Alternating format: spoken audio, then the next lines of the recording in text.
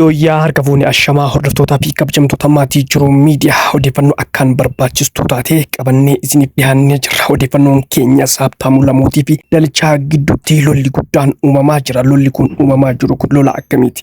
Daalachaan maal dubbatee Habtaamuu Lamuu maal dubbatee kan jedhu qindeessee qabadhee isiniif dhiyaadhee jira. Akkasuma dhimma dabalii miindaa hojjettootaa irratti Jawaar Mohaammed dubbii jajjabdoota kan darbatee jira. Dubbiin Jawaar darbate maali kan jedhus qabadhee isiniif dhiyaadhee jira. Osoo gara odeeffannoo keenya bal'inaatti isin hin dabarsin dura namoonni jiru miidiyaadhaaf haaraa taatan yookaan subscribe godhin subscribe gochuudhaan maatii jiru miidiyaa akka taatan akkasuma like share gochuudhaan nu jajjabeessaan dhaamsa keenya gara odeeffannoo keenya isin dabarsina isinis hamma xumura dhageeffadha. Egaa jaalatamtootaa fi kabajamtoota maatii jiru miidiyaa odeeffannoon keenya jalqabaa dhimma dabalii mindaati. Dabaliin mindaa mootummaan parsantaa meeqaan dabalee yoomirraa hoo kan dabalu kan jedhu ibsa mootummaan baasee dhiheessee sana booda dubbii jajjabduu Jawaar darbatetti isin dabarsa. Mootummaan Itoophiyaa ji'a fulbaanaa irraa eegaluun hojjettoota fooyyinsa dabalii mindaa akka taasifamu ta'uu mootummaan murteessu Komishinii Siviilii Sarvisii ibsee jira. Fooyya'insa kanaanis mindaan hojjettoota mootummaa gadi aanaa birrii 4,760 irraa gara birrii 6,000 akka ta'u murteesse. Mindaa hojjettoota mootummaa olaanoo birrii 21,492 irraa gara birrii 39,000 akka ta'u murteesseera. Mindaan ka'umsaa eebbifamtoota digirii jalqabaa birrii 6,940 irraa gara birrii 11,500 akka ta'u murteesseera. Hojjettoota siviil sarvisiin ala dameelee garaagaraa irratti eebbifamtoonni mindaan isaanii akka fooyya'u beeksisee jira. Fooyya'insi mindaa kun baajata birrii miiliyoona 160 akka fixu beeksise. Egaa hordoftootaa fi kabajamtoota maatii jiru miidiyaa ibsa kana kan baase mootummaa Itoophiyaati. Ibsi kun dabalii mindaa hojjettootaa irratti kan bahe akkuma sadarkaa isaaniitiin kan mindaan dabalamee fi jiru kana kan gabaase mootummaa biyya bulchaa jiru. Mindaanis kan dabalamu fulbaana dhufurraa akka lakkoofsa Itoophiyaatti bara 2018 irraa jechuudha. Dhimma kana irratti xiinxalaan siyaasaa fi hayyuun Oromoo Jawaar Mohaammed dubbii jajjabduu takka darbatee jira. Dubbiin isaas maal jetti kan jedhu akka taarutti isiniif qindeessee jira. Xiinxalaan siyaasaa fi hayyuun Oromoo Jawaar Mohaammed dhimma fulbaana dhufu irraa mindaan hojjettoota ni dabalama jettee mootummaan bilisiginnaa ibsa baaste irratti akkas jechuudhaan dubbii isaa jalqabe. Bilisiginnaan fulbaanatti mindaa hojjetaa mootummaa ni dabalama maaf jettu jechuudhaan mallattoo gaafii ka'e. Duumessa gurraachatee itti as deemaa jiru waan argiteef fulbaanatti ogeeyyiin fayyaa mormii marsaa lammataatiif qophaa'aa jiru. Barsiisonni waqtii gannaa wal ijaaranii banamuu mana barnootaa eeggachaa jiru. Qonnaan bulaan gatiin xaa'oo dadhabee lafti jalaa bultee jiru. Nu garuu ergatee guyyaa eeggachaa jira. Barataan yuunivarsiitiilee garaagaraa irraa eebbifamee hojii dhabee huccuun irratti dhumtee beela waxalamaa barandaa dhaabbatee foolachaa jira. Loltuun gara gammoojjiitti gubachaa jiru. Mindaan itti xiqqaachuu bira darbee raashina nyaatuyyuu dhabee harka riphee loltootaatiin harca'aa jira. Walumaa galatti duumessi dirrisaa roobee as deemaa jiraachuu amma reefu itti mul'ate jennaan ejjennoo abadan dabalii mindaa hin taasifnu jechaa turan sana jijjiiruuf dirqaman. Dabaliin mindaa caamsituu ta'e dirsaa as deemaa jiru irraa dhaabaa laata jechuun mallattoo gaafii ka'e hin fakkaatu. Harree ganama baddee gargara kurkuriin hin argu. Too little too late jechuudhaan yaada isaa goolaba. Egaa hordoftootaa fi kabajamtoota maatii jiru miidiyaa ammas odeeffannoon keenya itti fufee jira. Odeeffannoo itti aanutti isin dabarsina. Odeeffannoon keenya itti aanu lola Habtaamuu Lamuutii fi Daalachaati. Lolli Habtaamuu Lamuutii fi Daalachaa kan mootummaa tokko deeggaran akkamitti ka'e kan jedhu akkamitti wal qeequu jalqaban kan jedhu dhiyeenya kana Daalachaanii Oromoo bakka bu'uudhaan saba Amaaraa yoo arrabsuu dhagahamee jira. Dhimmi sun ajandaa miidiyaa ta'uudhaan asirraa oofamaa jira. Miidiyaa kan Feesbuukii, Tiiktookii akkasuma yuutuubiidhaan akka malee namni hundi mana barate irraa haasa'aa jira. Guyyaa har'aas Habtaamuu Lamuu yoo yaada kennatu dhagahamee yaadni inni kennates mee osoo yaada Habtaamuu Lamuu irratti yaada hin kennin dura yaada Habtaamuu Lamuu dhageeffannee walitti haa deebinu. Miidiyaan seera qaba. Seeraan deemuu qaba hundumaan. Nama saba arrabsuu sabaaf sablammiidhuma kamiin haa ta'u Oromoo nama wajjin wal loluu danda'a. Namni you can attack anybody. Namaan Habtaamuudhaan waan barbaadde jedhe.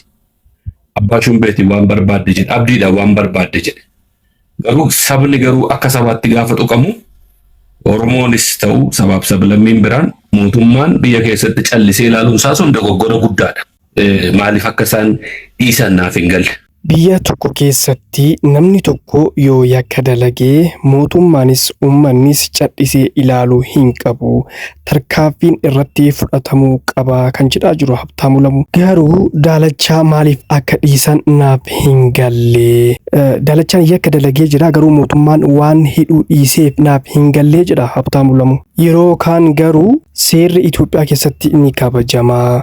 Namni yakka dalagee ni hidhamaa jechuudhaan kan mootummaadhaan mormu hadha garuu akkuma dhagahaa jirtan kana mootummaan Daalachaa yakka dalagee maaliif akka dhiise naaf hin galle jechuudhaan kan dubbataa jiru. Garuu mootummaan biyya san keessatti nama hundaa wal qixa taalaa nama yakka dalagee yakka isaatiin itti gaafatama jechuudhaan kan miidiyaa isaa irra sirbaa oolu hadha garuu mootummaan Daalachaa maaliif akka hidhuu dhabe hin beeku jechuudhaan kan dubbataa jiru.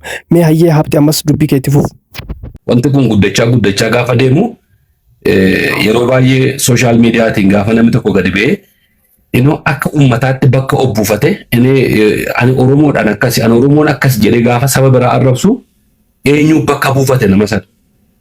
Oromoon bakka buufate ani Arsii jedhee inni saba biraa arrabsu ani Wallagga jedhee inni Oromoo biraa arrabsu suni Arsii bakka buufate durii akkasii kana yoo uummanni walii galee wanti kun dhaabbachuu qaba jedhee sooshaal miidiyaadhaan kaampeenii godhe mootummaan yommuu sana akshinii kan fudhatu.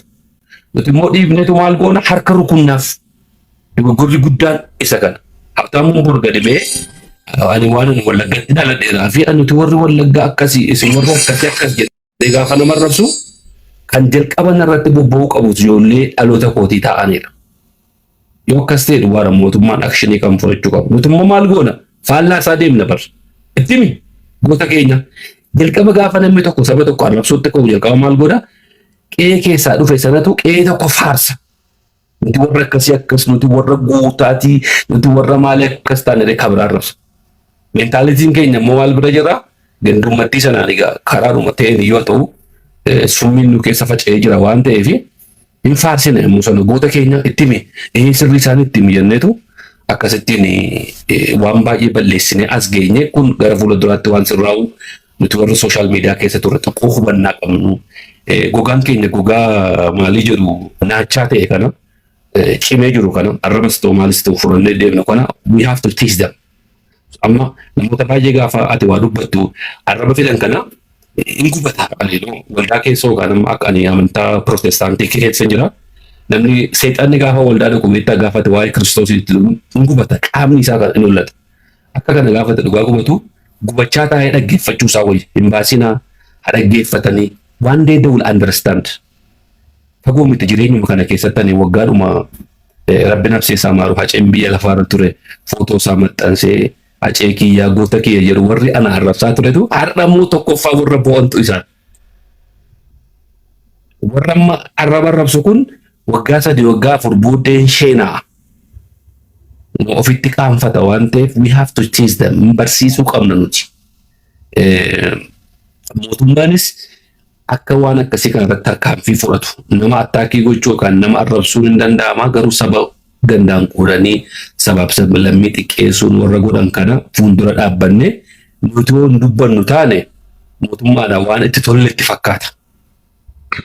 Abbaa fedhe haa ta'u boodas gadi ka'ee maraatuun Habtaamuun maraatee qe'ee tokko gandaan arrabsa yoo ta'e borkee shawaa arrabsa yookaan arsii arrabsa ta'ennaan na fuuldura dhaabbachuu mootummaan tarkaanfii akka irratti fudhatu gochuu barumsa akka kabiraarraa argatu gochuun irratti qabsaa'uu qabna natti fakkaata miti. Egaa hordoftootaa fi kabajamtoota maatii Jiruu Miidiyaa akkuma yaada Habtaamuu Lamuu dhageessan kana namni tokko saba tokko yoo arrabse uummanni gosa gurbaasanii yookaan immoo saba gurbaasanii gabbahee mootummaadhaan gurbaan kun haa hidhamu jechuu qaba kan jedhudha.